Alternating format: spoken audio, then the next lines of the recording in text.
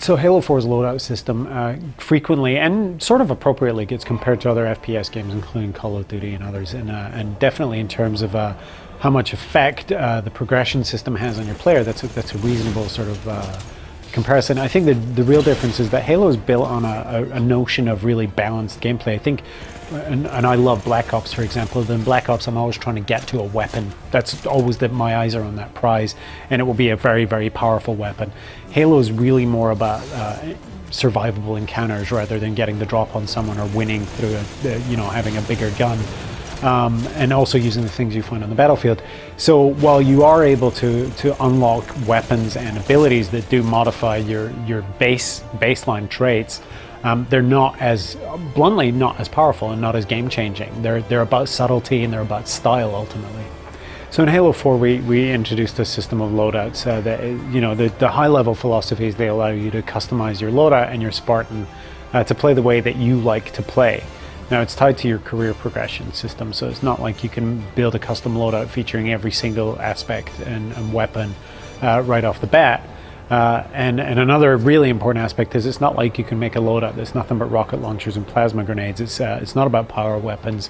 It's about sort of useful default role-based loadouts that suit your style of play. And that's something that's also reflected in the type of weapons we have in the game. There are a lot of weapons, they're very similar, but have subtle distinctions that might be more useful to you as a specific type of player. And a really simple example that's easy to understand is the DMR and the battle rifle.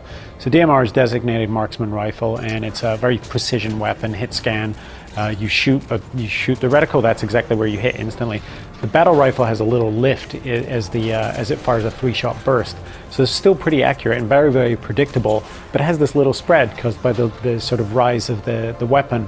Now, why are those two things different? Well, obviously, they're very slightly different in terms of power. If you land all 3 shots, it's like landing 1 DMR shot. So there's these subtle distinctions between weapons that mean that your loadout will be of equivalent power to an opponent's loadout, and that's going to be included in matchmaking and sort of the way that your career will progress as it relates to other players.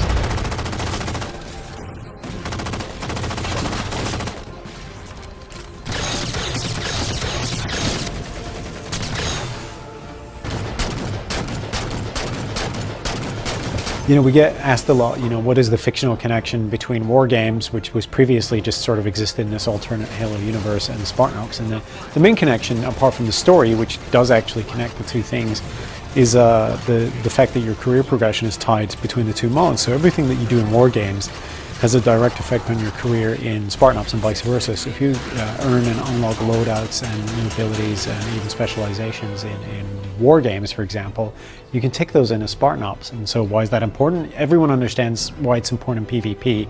You've got the weapons, the skills, and the abilities that you want, and that's obviously important. But in Spartan Ops, it's actually important too, because I always use crawlers as the easy to understand problem space. If you know you're going to level with crawlers and your favorite loadout is a DMR, you really don't want to do that this time. You actually really want to use a BR instead of a DMR if you can, or maybe even one of the Promethean weapons like the light rifle is a little bit easier to fire from the hip. And pick things that you can make those easier headshots with.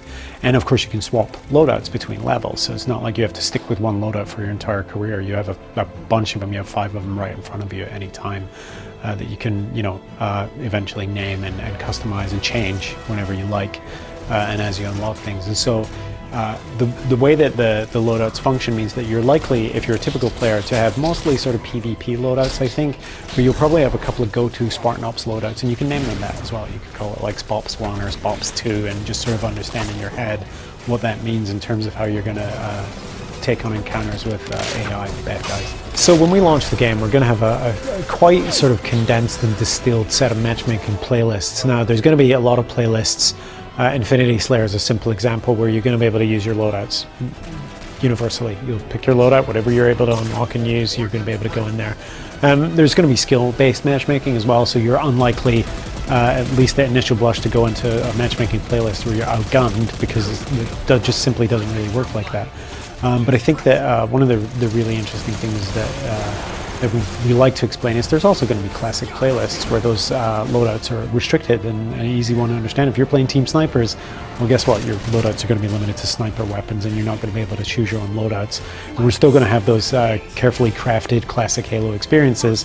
We're definitely putting most of our effort and our imagination and our sort of updates into newer playlists for obvious reasons. But you'll definitely be able to find classic, unmolestable Halo experiences in that batch of matchmaking. Halo 4 releases on November 6th, which is Election Day, so make sure you vote first and then go buy the game. Wake up, Chief.